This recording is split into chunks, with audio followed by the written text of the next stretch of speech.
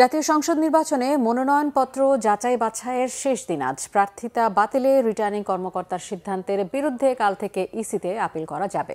এদিকে মৃত্যুর কারণে ফেনী 1 আসনে বিএনপি চেয়ারপারসন বেগম খালেদা জিয়ার মনোনয়নও স্থগিত করা হয়েছে। এ বিষয়ে বিস্তারিত জানতে সরাসরি যুক্ত হচ্ছি সহকর্মী নাবিল জাহাঙ্গীরের সাথে, যিনি এই মুহূর্তে আছেন সেগুনবাগিচায় রিটার্নিং অফিসারের কার্যালয়ে। নাবিল, মনোনয়নপত্র যাচাই বাছাইয়ের এই মুহূর্তে আপনার কাছে কি তথ্য রয়েছে এবং আজ কি কারো মনোনয়ন বাতিল হয়েছে কিনা? সিফাত, আজকে মনোনয়ন যাচাই বাছাইয়ের শেষ দিন এবং আপনি যেমনটা বলছিলেন, আসলে ঢাকার যে 20টি আসন রয়েছে তার মধ্যে আসলে 238 জন মনোনয়ন দাখিল করেছিলেন। এর মধ্যে 75 জন সব মিলিয়ে তাদের মনোনয়ন বাতিল হয়েছে এবং 163 জনের মনোনয়ন বৈধ হিসেবে ঘোষিত হয়েছে। অর্থাৎ যাদের মনোনয়ন বাতিল হয়েছে তারা আগামীকাল থেকে 9 তারিখ পর্যন্ত তারা আবেদন করতে পারবেন এবং সেই আবেদনের উপরে সেটি শুনানি করে নিষ্পত্তি হবে 10 তারিখ থেকে 18 তারিখের মধ্যে। এরপর 20 তারিখ হচ্ছে মনোনয়ন প্রত্যাহারের শেষ দিন এবং 21 তারিখ যেই প্রতীক বরাদ্দ সেই প্রতীক বরাদ্দ করা হবে এবং 22 তারিখ থেকে নির্বাচনের যে প্রচারণা সেটি শুরু হবে।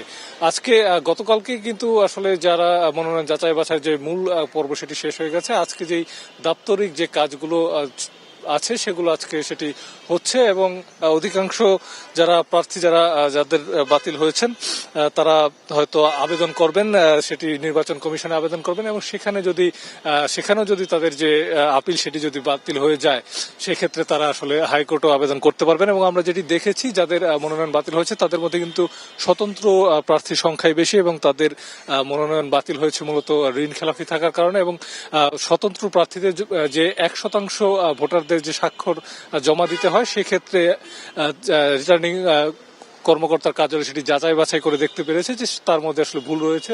অর্থাৎ যাদের তথ্য দেওয়া হয়েছে তাদের মধ্যে অনেকেরই হয়তো ওই এলাকার ভোটার না, কিংবা তথ্যে গরমিল থাকার কারণে তাদের যে মনোনয়ন সেটি অবৈধ হয়েছে এবং পরবর্তীতে হয়তো বা আপিলের পর সেটি নির্বাচন কমিশন বৈধ ঘোষণা করতে পারবেন, সেই এখতিয়ার তাদের রয়েছে।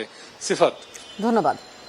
নাবিল জাহাঙ্গীর জানাচ্ছিলেন রিটার্নিং অফিসারের কার্যালয় থেকে।